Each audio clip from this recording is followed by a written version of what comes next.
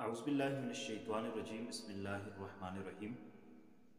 बहुत से लोगों की तरफ से ये सवाल पूछा जाता है कि हम कुर्बानी का इरादा रखते हैं तो हम बाल और नाखून कब से कब तक न काटें, और अगर हम बाल और नाखून काट लें तो क्या हमारी कुर्बानी होगी या नहीं, और हम इस पर गुनहगार होंगे या नहीं होंगे।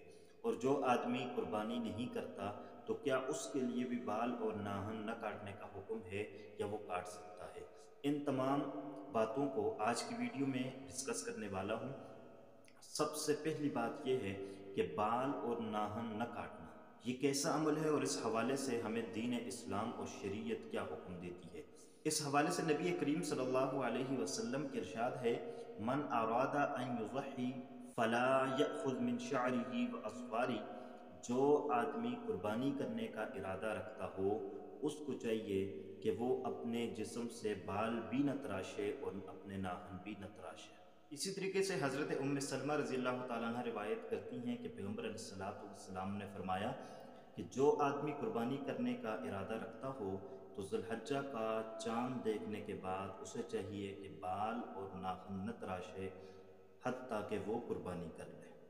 तो इन अहादीस से ये वाज़ेह हो जाता है कि जो आदमी कुर्बानी करने का इरादा रखता हो तो उसको चाहिए कि वो ज़ुल्हज्जा का चाँद देखने के बाद कुर्बानी करने तक, यानी ईद उल अज़हा वाले दिन कुर्बानी करने तक अपने जिस्म से बाल और नाखून न काटे।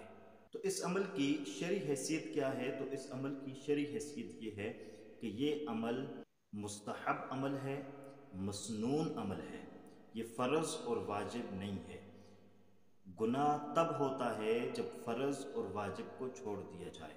इस अमल को करने पर अज्र व सवाब तो मिलता है, लेकिन अगर कोई बंदा इस अमल को नहीं कर सकता तो वो गुनाहगार नहीं होता, उसको गुनाह नहीं होगा और उसकी कुर्बानी में कोई फ़र्क नहीं पड़ेगा।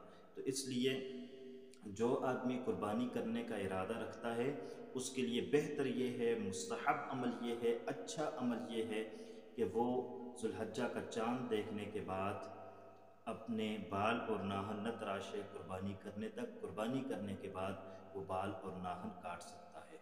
इस अमल पर अज्र व सवाब है। लेकिन अगर उसने बाल और नाखून काट लिए तो इसमें उसको गुनाह भी नहीं होगा, और सिर्फ इतना है कि वो सवाब से महरूम होगा और कुर्बानी पर भी कोई असर नहीं पड़ेगा। जहाँ तक रही ये बात कि वो आदमी जो कुर्बानी नहीं कर सकता, उसकी कुर्बानी करने की इस्तिताअत नहीं है, तो आया वो ये अमल कर सकता है, उसको ये अमल करने पर सवाब होगा या नहीं होगा। तो हदीस के अंदर ये बात आती है कि पैगम्बर अलैहिस्सलाम ने फरमाया, जो आदमी कुर्बानी करने की इस्तिताअत न रखता हो और वो कुर्बानी करने वालों के साथ मुशाबहत करते हुए ये मुस्तहब अमल कर लेता है, अपने बाल और नाखून नहीं तराशता, तो अल्लाह उसको कुर्बानी करने का अज्र सवाब अता फरमाते हैं।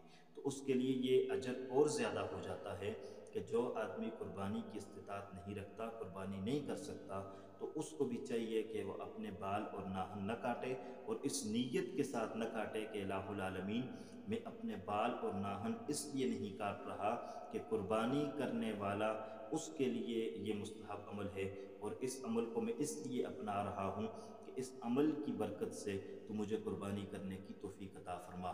और इस अमल की बरकत से एक तो ये है कि अल्लाह उसको अज्र व सवाब अता फरमाएंगे, दूसरा ये है कि जो आदमी ये अमल करता है अल्लाह तबारक व तआला आइंदा सालों में उसको कुर्बानी करने की तौफीक और इस्तिताअत भी अता फरमा देंगे।